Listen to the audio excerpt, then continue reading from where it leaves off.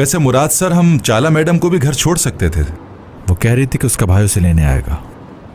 लेकिन हमारी अमानत अमानत होती है।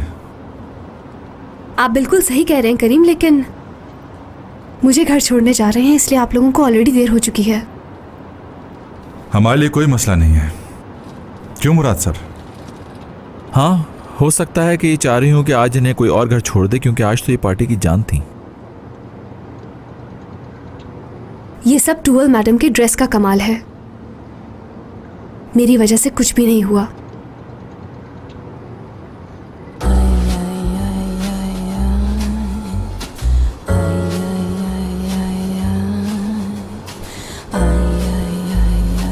हयात, क्या मैंने ये कहा कि तुम पार्टी में सबसे अच्छी लग रही थी?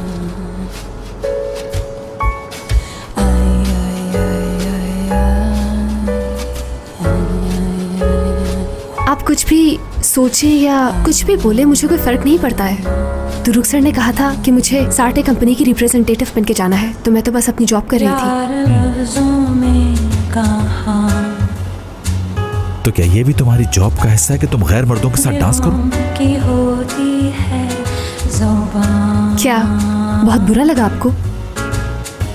वो जानते ही नहीं, या फिर मुझे डांस से रोकना भी आपका कोई गेम होगा? नहीं, तुम्हारा हाथ पकड़कर मैं इसीलिए ले आया कि तुम किसी परेशानी में ना पड़ जाओ। इतनी फिक्र नहीं किया करें आप मेरी।